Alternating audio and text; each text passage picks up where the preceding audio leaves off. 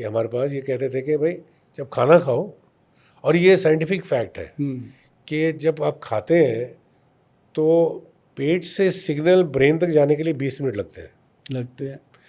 तो जिस वक्त आपको लगा कि आपने खा लिया, पेट भर गया, मतलब आपका पेट बहुत पहले भर चुका था, अब ओवर ईटिंग हो गई है। तो आप जब 50% 60% खा चुके हैं ना, थोड़ी देर छोड़ दीजिए, 10-15 मिनट आप रुक जाइए, तो आपको लगेगा हाँ भैया हो गया मेरा, खाने का मन ही नहीं करता। हाँ। हम कई बार कहते नहीं कि जल्दी लेके आ, नहीं तो भूख मर जाएगी। वो एक चपाती अगर लेट हो जाए 10 मिनट तो फिर कहता है अब रहने दो, क्योंकि अंदर से वो सिग्नल कंप्लीट हो गया। हाँ कंप्लीट, वो जाते जाते 20 मिनट लगते हैं, ये प्रूफ है। हाँ, वो कंप्लीट हो गया। तो ये भी बहुत जरूरी बात है। जिन लोगों का मोटापा बढ़ रहा है डे बाई डे, वेट बहुत ज़्यादा बढ़ रहा है, उनके लिए ये एक फैक्ट है कि खाना जो है वो कम से कम 20-25% खाना जो है वो कम। पुराने लोग कहते थे ना कि आधा पेट खाओ। आधा पेट का मतलब क्या, ये नहीं कि मत खाओ, लेकिन आधा पेट का मतलब कि जब आप खाना आधा खा चुके हैं, थोड़ा सा वक्फा ले लो, फिर आपको पता लगेगा कि आपका पेट भर चुका है और ज़रूरत नहीं है उसकी। ये सबसे बड़ी बात है। बहुत बड़ी बात आपने बताई है, विज्ञान की और ज्ञान की, दोनों चीज़ें आ गई इसके अंदर।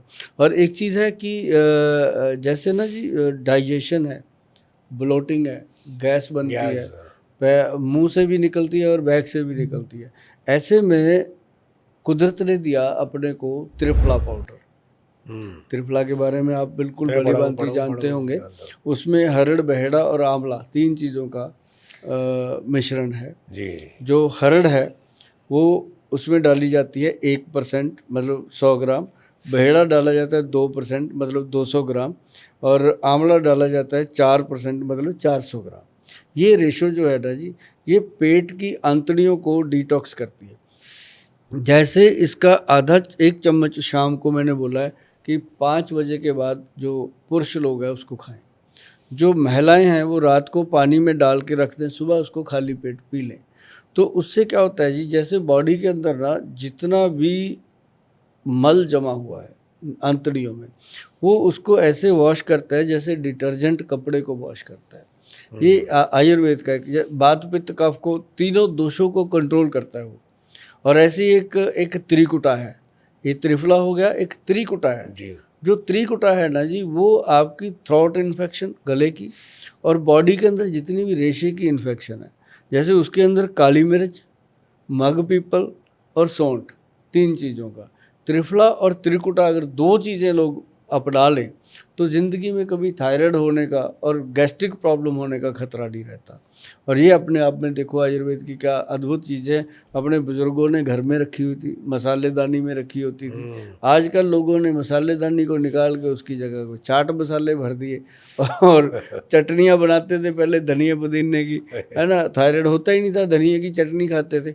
अब थायराइड हर एक को हो रहा है, क्यों? क्योंकि उसने अब सॉस डाल दिया ले आके किचन में, तो साथ में आपने फ्रिज डाल दिया, फ्रिज के अंदर हर वक्त ठंडा पानी, चिल्ड पानी पीते हैं, और फिर उसके अंदर बासी आटा रख देते हैं, उसी की रोटी बना के। मतलब अब बीमारियां तो लोग खुद अपने घर में मशीन लगा रखी है बीमारियों की, फिर बीमारी। बिल्कुल सही आप कह रहे हैं, क्योंकि मुझे याद है जब छोटा था, हमारे जो मामा थे वो मर्तबान कहते हैं ना, वो ग्लास जार, उसमें आंवला रखते थे, वो आंवले, हाँ, मुरब्बा उसका, हाँ, सेब का, और वो सेब जैसा गोल गोल होता था, हाँ, बड़ा वाला, हाँ, और वो रोज खाते थे वो, हाँ।